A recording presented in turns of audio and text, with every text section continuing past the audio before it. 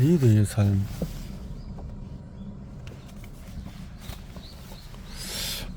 리더의 삶을 빛나게 하는 공감 능력은 공감의 원리와 놀라운 효과.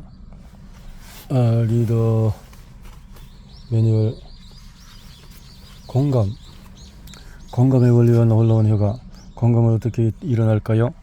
겨울 누런가 내의 공감 원리는 2021년 8월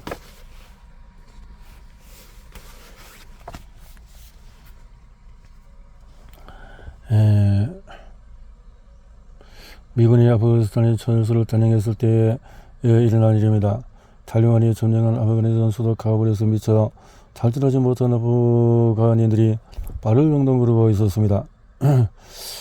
본인들은 탈출하지 못하더라도 아이를 탈출시키려 철정을 넘어 미군들에게 아이를 들어올리거나 던져서 넘겨주고 있었습니다.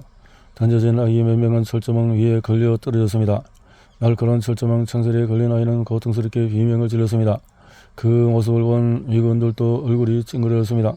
그 미군들은 밤이 되면 철조망 위의 아이들을 생각하며 눈물을 흘렸다고 합니다.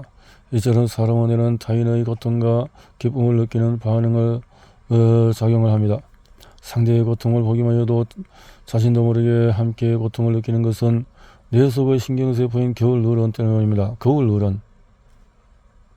다른 사람의 행동을 그처럼 반영한다고 해서 겨울 누런이라고 부릅니다. 남이 아주 매운 떡볶이 먹는 것을 보기만 해도 마치 내가 그것을 먹는 것처럼 느낌이 촉발이 됩니다. 공감의 놀라운 효과.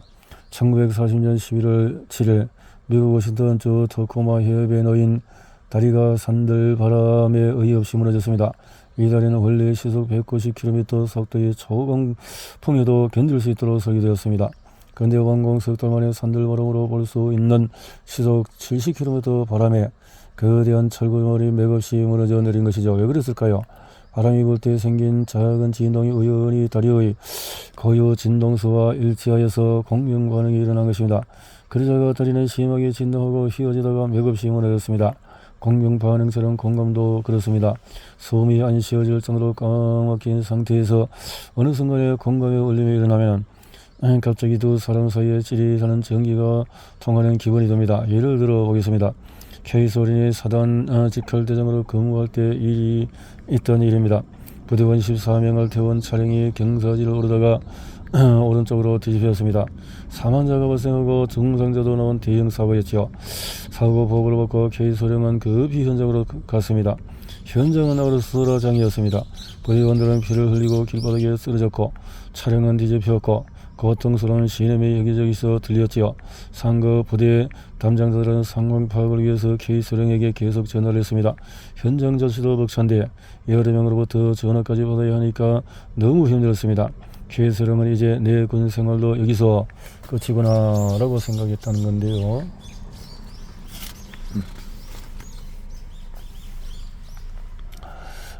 또 핸드폰이 울립니다. 이번에는 사단장님의 전화입니다. 사장님께 최선 지적이나 왜 그러냐는 동문책 한마디는 들을 줄 알았습니다. 근데 웬일입니까? 사단장님이 이렇게 말합니다. 사고 수습하느라고 수고한다. 많이 힘들지. 잘 조치해서 고맙다. 네가 한 일은 했다. 이제부터는 나와 참모들이 책임지고 도울 것이다. 사단장님의 말을 들으면서 K소령의 눈에는 하염없이 눈물이 흘러내렸습니다. 자신의 마음을 알아주는 사단장님의 마음이 통했고 그 마음이 너무나 고마웠던 거죠. 이제의 힘든 상황에서 누군가가 나를 공감해주면 전혀 생각지도 않은 일들이 일어납니다. 첫째, 내 안에 따뜻한 느낌이 솟아납니다. 다른 사람이 정말로 나를 이해한다는 사실을 알아차리면 마음이 따스러워집니다. 둘째, 마음이 든든해지고 희망이 솟아납니다. 외로운 내 자신을 깊이 이해하는 사람을 만나니 이제 외롭지 않게 되는 거죠. 험난한 세상을 이겨낼 수 있는 희망과 자신감이 생깁니다. 셋째, 누군가가 나의 고통에 공감해주면 문제를 해결할 수 있는 실마리가 보이기 시작합니다. 안도감과 희열을 동시에 느끼게 되는 거죠. 그리고 내가 누군가를 진심으로 공감하려고 마음을 먹으면 내 마음속에는 벌써 따뜻한 상냥한 부드러운 느낌이 들기 시작합니다. 등잔 밑이 어두운 공감의 모습.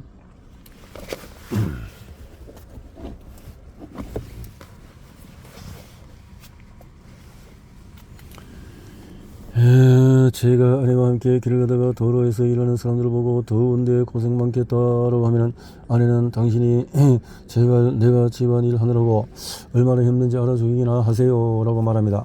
사람들은 공감이 중요한 줄 알면서도 정작 가까이 있는 사람에게는 공감을 안 해주는 경우가 있습니다. 어느 기부인은 추운 겨울에 연극을 보러 갔습니다. 공연 중에 가난한 주인공이 공생하는 장면이 나오자 기부인은 울음을 터뜨리고 하염없이 흐르는 눈물로 손수건을 계속 닦았습니다. 연극을 함께 본 관람객들이 기부인을 보고 참 착하고 좋은 심성을 가진 분이네요 라고 생각했습니다. 그러나 기부인이 연극을 감상하고 있을 그 시간에 부인을 태우고 왔던 마부는 추운 길거리에서 눈을 맞으며 벌벌 떨면서 기부인을 기다리고 있었습니다.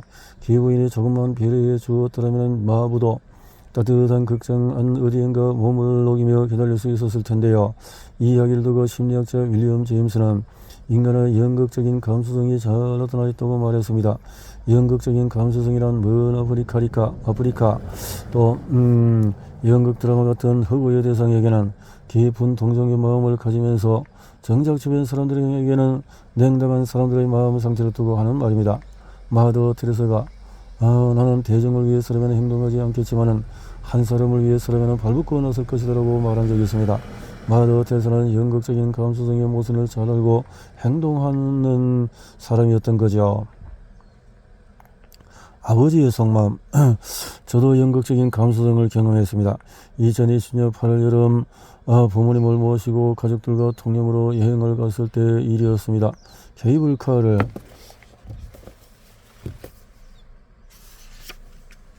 타려고 표를 밟고는데 갑자기 나는 케이블카 안 탄다라고 했습니다. 아버지 왜 그러세요? 저도 다 끄는데 같이 타세요. 하지만 아버지는 안 탄다. 여기 의자에 앉아 있어야겠다라고 했습니다. 몇 번을 권유하니 마지못해 자리에서 일어났습니다. 잠시 후에 산정선 케이블카가 내려왔습니다. 케이블카는 정지한 상태에서는 타는 것이 아니라 느리게 움직이는 동안에 타야 했습니다. 가족들이 한 명씩 케이블카 안으로 들어갔는데 아버지는 쉽게 못 타시고 기우뚱하시는 거예요. 앞으로서 아버지의 한쪽 다리가 짧다는 사실을 까만방 잊고 있었던 것입니다. 아버지는 53세 때의 경운기 농로의 다리 밑으로 떨어지면서 큰 사고를 당했습니다. 그 사고로 수술 후에 한쪽 다리가 짧아져서 35년 동안의 한쪽 다리를 절고 다닙니다. 다리가 불편한 사람은 계속 움직이고 있는 케이블카에 올라타기가 어렵지요. 케이블카를 안 탄다고 말씀한 아버지의 마음이 그제야 이해가 되었습니다. 저는 그날 케이블카 사건을 통해서 처음으로 아버지가 느끼는 삶의 고통의 깊이를 가슴으로 느꼈습니다. 지금은 다른 사람보다도 바로 곁에 있는 사람들의 입장과 처지에 관심을 가질 때입니다. 리더의 공감결핍 현상은 왜 일어날까요? 사회 문제로 부각된 공감결핍 현상은 2008년 미국 대통령 선거를 앞둔 버락 오바마는 공감결핍을 선거운동 주제 중 하나로 삼았습니다. 그는 다음과 같이 말했습니다. 이 나라에서는 연방재정이 적자라는 이야기를 많이 합니다. 하지만 나는 우리에게 공감 능력이 부족하다는 이야기를 더 많이 해야 한다고 생각합니다. 그것은 다른 누군가의 처지가 되어보고 우리와 다른 사람의 눈으로, 배고픈 아이의 눈으로, 해고된 철강 노동자의 눈으로, 당신 기숙사 방을 청소하는 이민 노동자의 눈으로 세상을 바라보는 일입니다. 우리는 공감을 장려하지 않는 문화에 살고 있습니다. 대통령 선거 운동에서 공감을 다룰 정도로 공감결핍 현상이 사회에 전반적으로 일어나고 있습니다. 2012년 미국 스탠포드 대학교 연구팀은 1979년부터 2009년까지 30년 동안의 대학생들을 대상으로 공감 능력의 변화를 측정했는데 공감 능력이 40% 감소했다는 연구 결과를 발표했습니다. 공감 능력의 감소 원인은 온라인 활동 증가와 대면 관계의 감소였습니다. 소셜 네트워크 발달과 인터넷 문화의 확산으로 그 어느 때보다도 많은 사람이 연결되고 있지만은 공감 능력은 계속 감소하고 있습니다. 소셜 네트워크는 정보 퍼뜨리는 능력은 뛰어나지만 공감을 퍼뜨리는 능력은 뛰어나지 못했습니다. 스마트폰 검색 문자, SNS, 좋아요, 댓글 공유하기 등 우리는 비대면 활동에 많은 시간을 보내면서 생활합니다. 상대방이 어떻게 받아들일지 생각할 겨를도 없이 답글 보내기에 바쁘게 살아가지 않나요? 타인에게 온전하게 집중할 물리적인 시간도 부족하고 마음의 여유도 없는 거죠. 이러다 보니 공감과 경청이 어렵게 느껴지고 대화 간에 상대방의 감정이나 표정을 못 보고 지나칠 때가 많습니다.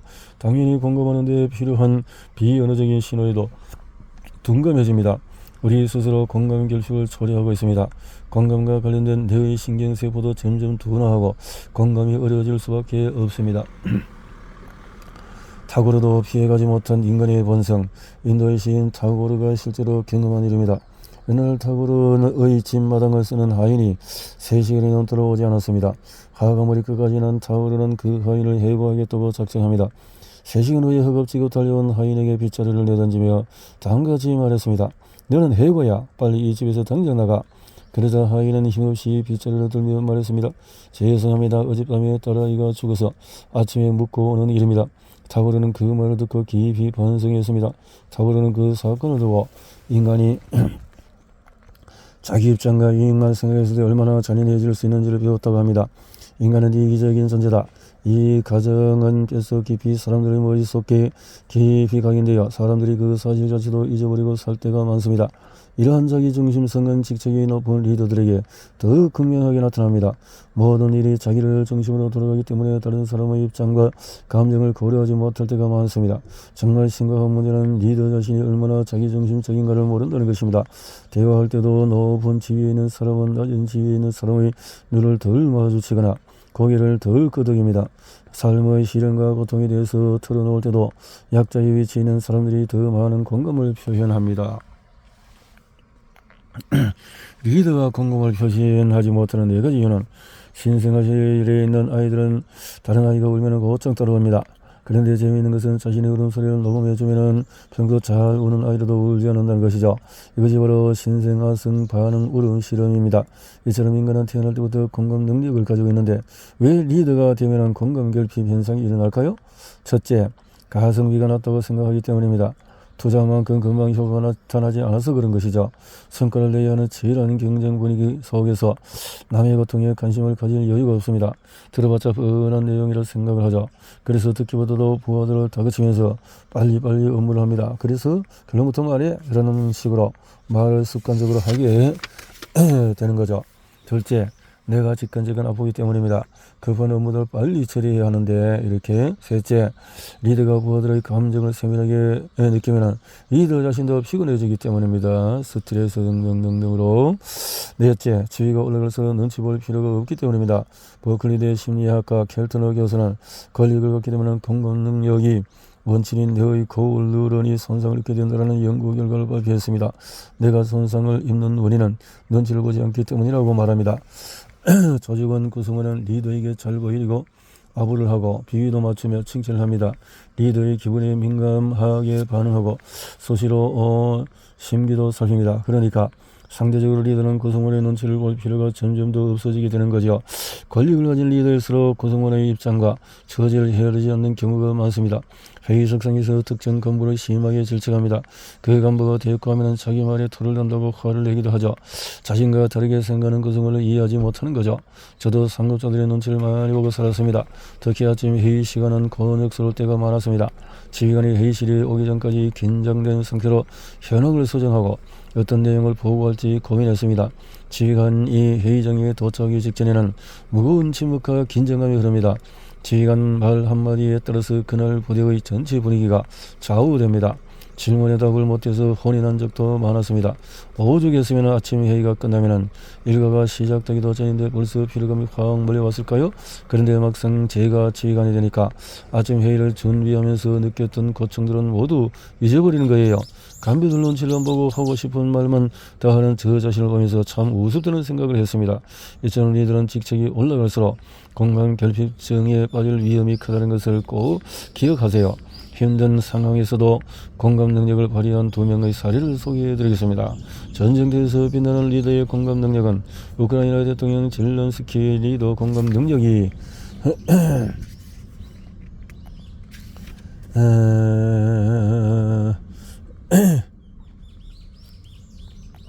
다녀와라 아이들을 운동회. 제가 한참 바쁘게 대대장 근무를 하던 어느 날 아내에게서 연락이 왔습니다.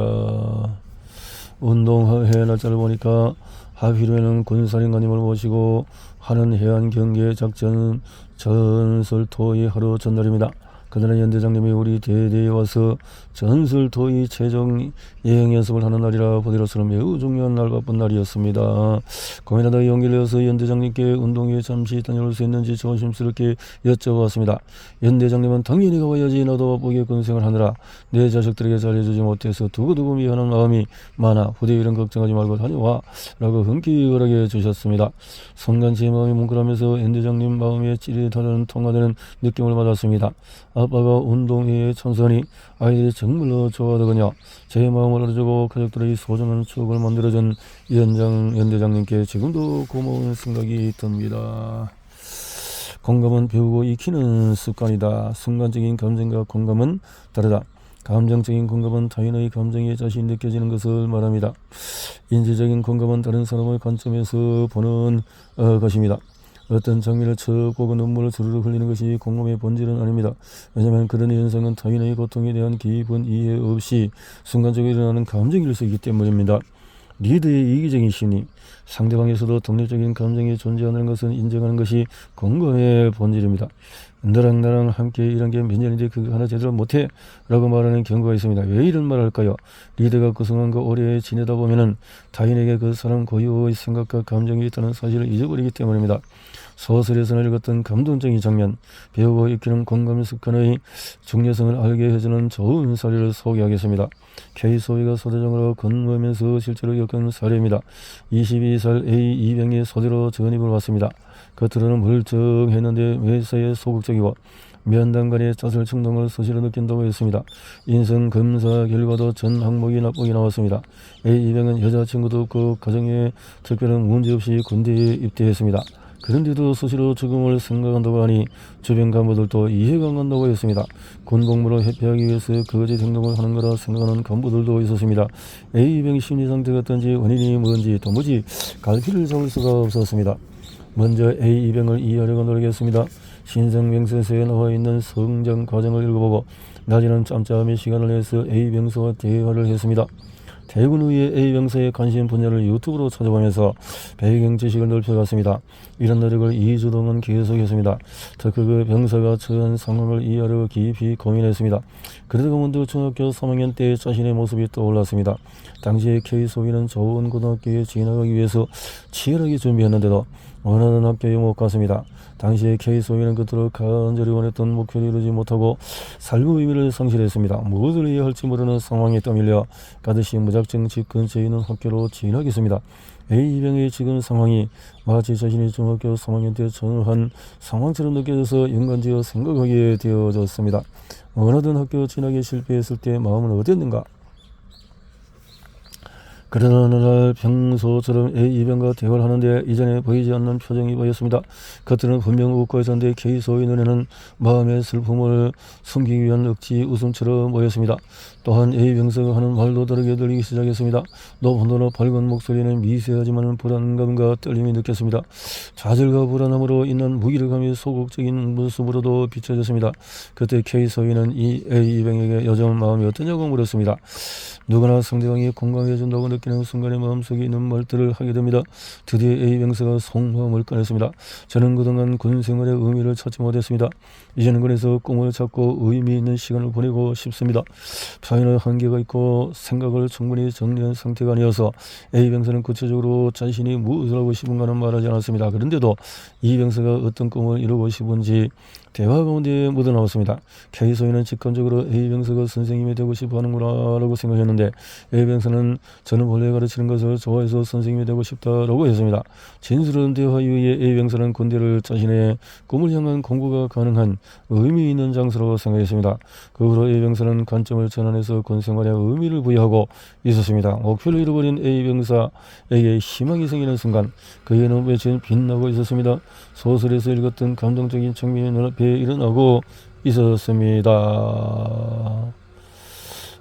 학창 시절에 잘못된 상황 속에 있었던 아이가 군에서의 정말 재미없겠다라고 생각했는데 의미를 찾았다. 그 말이네요. 비만인 고객의 누드 사정을 왜 찍을까?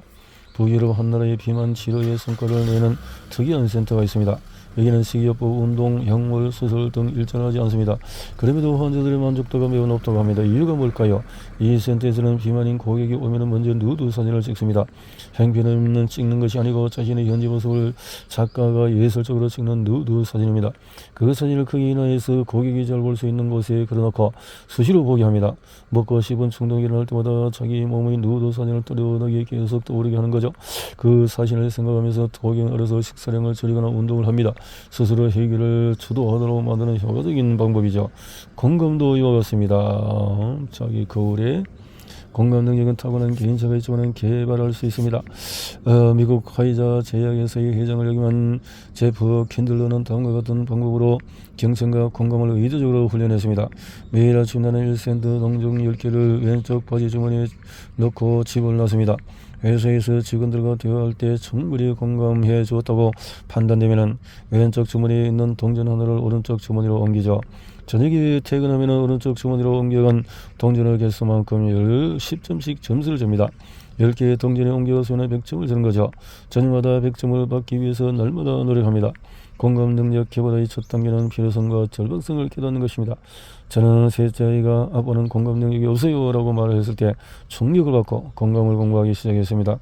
먼저 공감의 필요성을 깊이 느끼고 하나씩 배우고 익혀 가면서 어느새 공감 능력이 쏙쏙 올라갈 것입니다. 공감 장애물을 걷어내라. 공감 장애물을 당신이 옳다. 말이 안 통하는 상황에서 어떤 말을 먼저 해야 할까요? 당신이 옳다. 이유가 있을 것이다. 당신이 옳다.